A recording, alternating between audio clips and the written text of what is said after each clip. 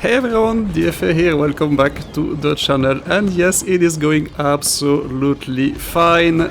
We are at 7000 HP, triple fire, and, and we just have a Colombo on our back, which is at full health.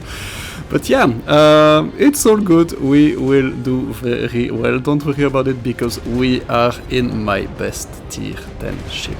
It's really my best performing tier 10 ship, not even battleship, really across every single ship category, including CVs. And would you believe it, it is the Grosser Kurfurst. And yeah, just watch what happens when you go against that thing with the proper setup and captain skills at closer than 7 or 8 kilometers, yeah. That poor Colombo certainly was closing in for the kill, and he was not expecting that, but yeah, it turns out that the Grosser Kurfurst is actually a lot harder to kill than you might actually think, and it's actually a very, very good ship, as you can see. So yeah, we dispatched that Colombo in a little bit more than 1 minute, and I think this is a good intro for the what I'm going to show you. And so yeah, how come the Grosser Kurfurst is actually so good and so underrated at the same time? Well, essentially, yeah, its nature changed a little bit with the introduction of the Schlieffen, and yeah, it's kind of, you know, the Friedrich der Grosse is kind of where the German battleship line goes from full-on brawling to playing at range. But yeah, what Wargaming did was actually introduce two things for the Kurfürst, well, three things. The first one, it's the space camo. The space camo changes the properties of the Grosser Kurfurst to have it a little bit more secondaries focused, so it's giving you an extra 6% of secondaries range, if I'm not mistaken. Whereas the normal historical camo that I was using before actually reduces your dispersion at range. So yeah, it's a little bit more secondaries focused. They also added the legendary module on this one. And what does the legendary module do? Well, it's actually increasing your secondaries reload. I'm sorry, did I say increasing? No. It's actually decreasing the secondary battery reload time by 15%, the main battery reload time by 10%, which is a pretty big boost, to be honest, at the expense of 7% range. And don't be fooled, 7% range also means 7% dispersion. So essentially, you're trading accuracy for, I would say, mid-range to short-range performance, or I would say damage output.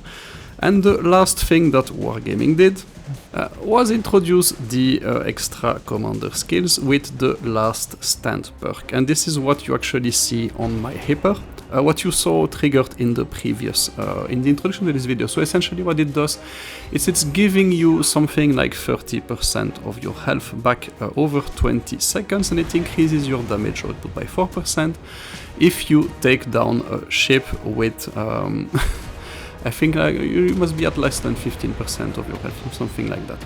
So essentially what that means is that, yeah, you're very likely to trigger it quite a lot with the Kurfürst and with the brawlers in general, simply because, yeah, when you're brawling to death, usually you tend to get those kills and be very low health at the end of the game. So yeah, it happened to me quite a lot with the Grosser Kurfürst that I was not only able to trigger the skill, but also to actually use it. And so yeah, what that means is it's turning that thing into the brawling terror that is actually super survivable. So yeah, you do have to spend quite a few XP and gold and whatever to get that thing up to speed, but yeah, you know, the legendary module is actually, yeah, you can get it for free. The captain skills, yeah, I didn't upstate all my captains obviously to level 15, only a few, and this is one of them. And yeah, essentially, if any ship like the Colombo you saw in that gameplay or in the intro is stupid enough to get within 7 kilometers of you, it's over.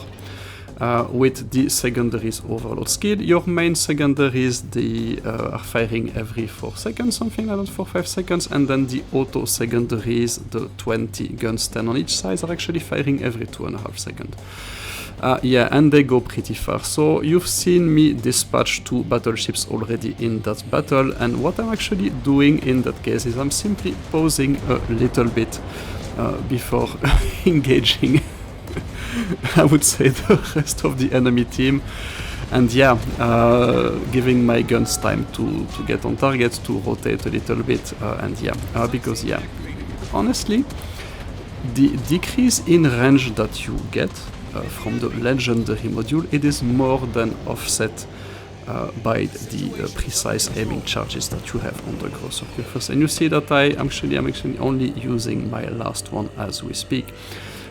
Because practically, yeah, decreasing range also decreases the accuracy. That is correct. But with precise aiming, it is more than offset. And honestly, that thing is now so ridiculous at mid-range and brawling ranges. I think the main gun reloads, yeah, you see them reload something like 17 seconds, something like that. So yeah, the damage output just goes through the roof, and as soon as you have anything in the game within 7 kilometers, it's game over for you. It's absolute game over. And so yeah, it's not that hard to do well with that thing, with that kind of setup, if I'm completely honest. I used to play the Grosser Kurfurst like a bit like the Friedrich der Grosse, a little bit at range, because yeah, brawling wasn't really what that thing was really good at, especially yeah, once the Stiefen came, you know. Why would you brawl with that thing? But with that setup, it is surprisingly effective. So we get kill number 3 of the game, and yeah, you will see the Shimakaze is going back for another spin, and this time is actually spotted within secondary's range. And just look at all these beauties flying towards him, and then the main guns reload super fast. Obviously, when you reload in 16 or 17 seconds, it's super easy to change ammo type as well, and yeah, there you go. So if there was a ship at tier 10 in which you invest a few free resources to get it up to speed, it's this one. It's absolutely fantastic with the space camo and the right commander setup. I'm going to give you my highest damage game with that thing as a bonus, because yeah, why not? And there you see it slowly turning into action for the last part of the game. Yeah, it's only, you know, 2 versus 2, and yeah, we're doing quite well, quite decent. But yeah, as soon as anything is spotted within 7 kilometers, and yeah, you always have to use the terrain and the islands to get into those situations. We can actually surprise your opponents at close to mid-range. And yeah, as soon as you get into one of those situations, because that poor Fletcher is in a smoke screen, it's not going to stay there forever, and there you go, he appears right in front of the monster, and yeah, as soon as he decides to restart, the secondaries connect and it's game over. That's it, boom, bye bye. And now we're left with another GK, and yeah, it's okay. I don't think this one will end well, because yeah, GK versus GK, this one has 20,000 health more than I do, and I'm completely out of repair kits. I lose 1 secondary turret. I do not have my secondaries overload, but it's okay, we can still showcase the performance without any skill, and you see the secondaries, they're popping up all the time. As soon as they land, a new salvo is firing, and all the time, like 126, so that's 10 times, so that's 1000 damage every 2 seconds essentially.